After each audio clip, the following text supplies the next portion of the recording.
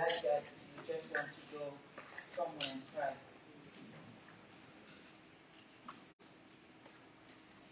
Your Excellency, Dr. Maada Bio, President of the Republic of Sierra Leone, Your Excellency, Madam Monica Galengos, my dear sister, First Lady of the Republic of Namibia, and the First Lady of Turkey, who had to go because this is the UN week. We are all running up helter-skelter to be in different places. Excellencies, distinguished delegates, representative of the civil society, the global collaborative, and I think I should single out here Madam Jennifer Wardman, who is the chairperson, survivors of child abuse, distinguished ladies and gentlemen.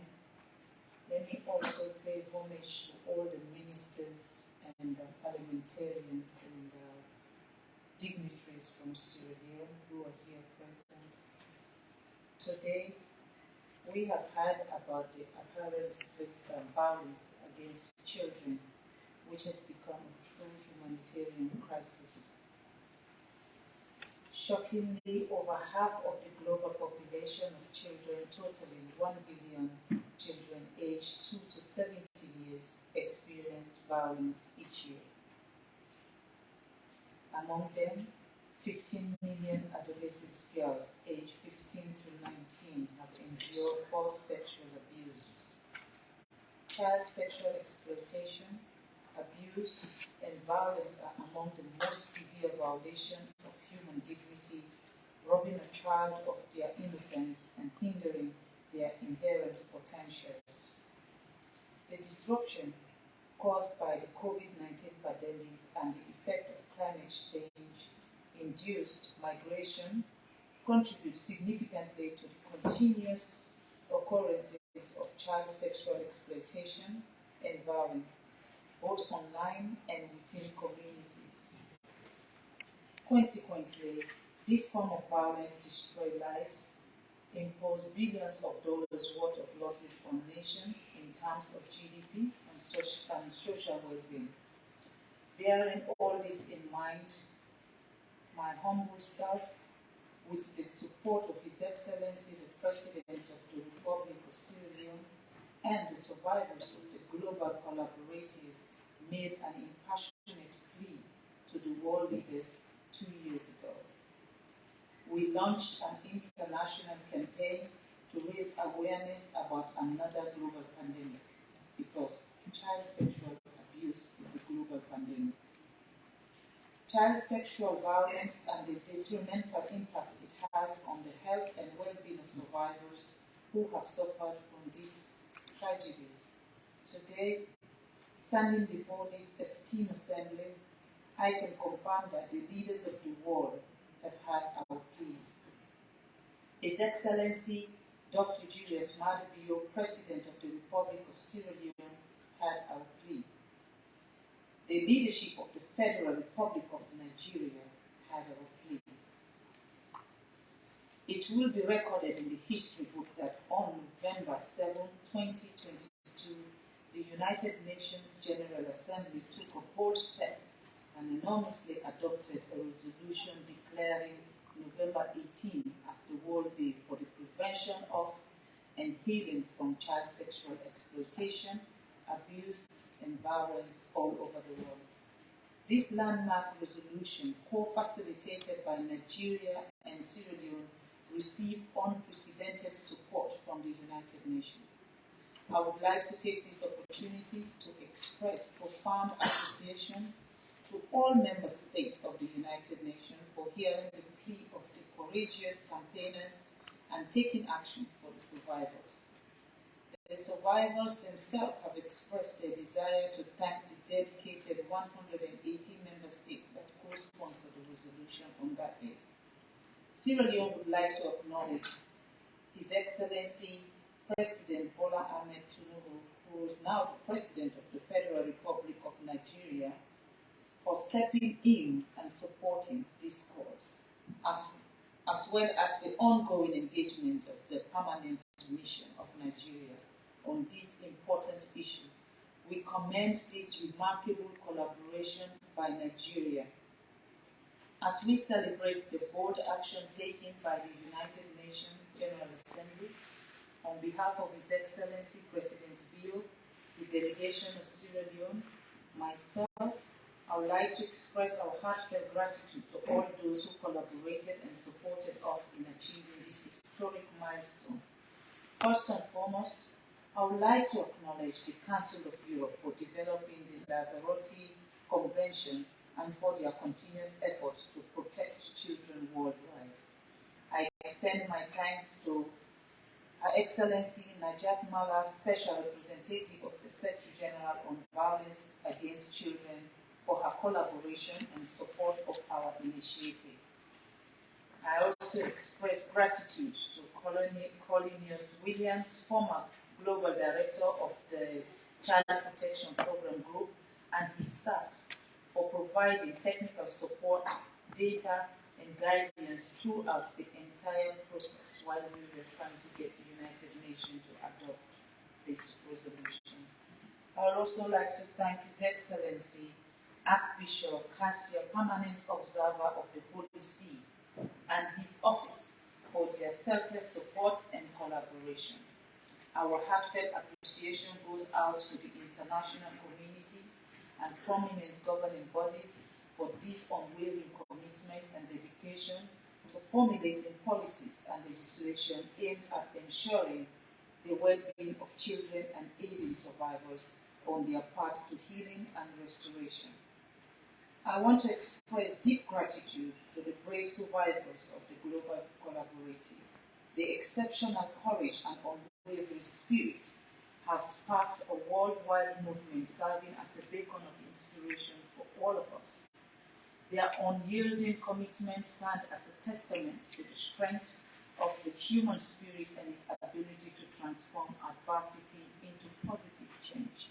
And the reason why we're here today is to ask the United Nations to not only give us November 18 as a day, but make sure member states honor that day and allow rape victims to do what it pleases on that day. If they choose to go to church, let us celebrate them in churches. If they choose to go to the mosque, let us go and pray with them in mosque. If they choose to just congregate and scream, let us let them scream, because that way they know we are there for them. If I'm standing here this afternoon, I want to single out a woman, Jennifer. I want to say thank you. Thank you.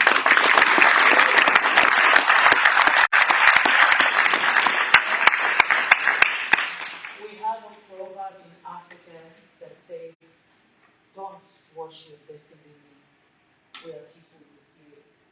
Keep your dirty linen indoors. But with rape, we will not understand unless we feel a victim. We go to court and we help them get justice. At the end of the day, after justice, they still will be on their own. In that lonely time, that is when they ask themselves, am I truly here? So November 18th is a day given to the world by the United Nations to allow rape victims. We don't want to have rape victims. We want to make sure there is no rape victim in the world. And with the changes that His Excellency President Bio has actually done in Sierra Leone, I believe we are on that journey. And those changes are going to be the narrative that Sierra Leone will remember him for. Our GDP, everything else will be super great, but I know the women of Sierra Leone will remember President Maada Bio for being the man who has given us hope, who has given us the strength, and who has given us voices. So I want to also thank you. You know, when you have a husband, sometimes you take them for granted. But it's not every day you have a man who is willing to speak up for women.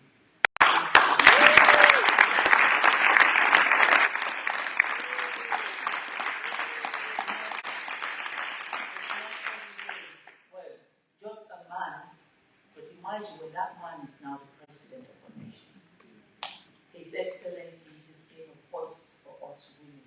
Through him, he channeled his spirit for me to speak up. Through him, I understand and learn, and I know the things that he wants me to say to the people. And I want to say thank you, Mr. President, because you inspire us every day, and that inspiration is the reason why we are pushing to help change the world. And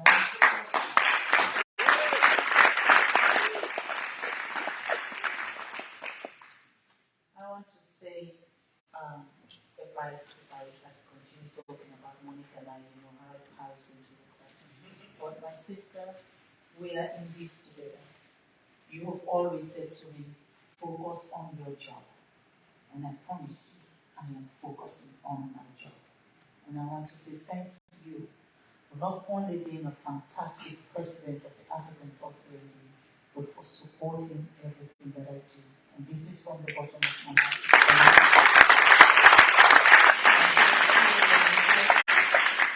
For the Sierra Leone mission, it has been a long journey, and we're here. But I'm crazy because, like Robin Hood, when they give, we ask for more. I want to challenge all the survivors. We have a resolution. It has been passed at the United Nations. And I think we can push this and ask for convention. And I want to challenge you, Jennifer, because I know you don't only have the Vatican, we have Islamic relief. And like I said to you, my husband is a Catholic Christian, and I am fervent Muslim. That combination is so powerful that we can make so many differences.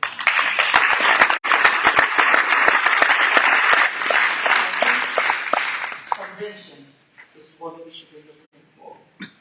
If torture is a treaty, if, genocide is a treaty and a convention, I think sexual violence should also be classed as one of those things.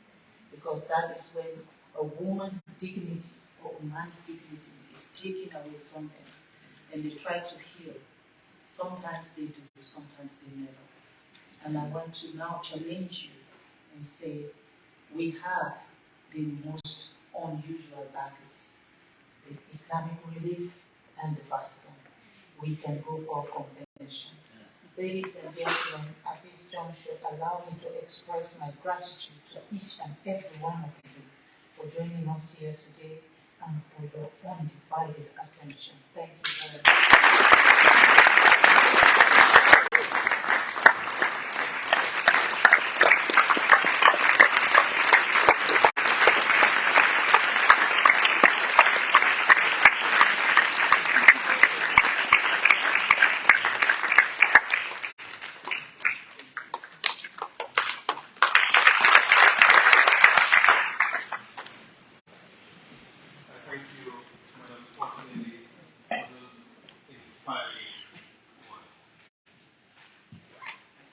Honor the day, acknowledge the work that has been done, build the legacy, lest we forget.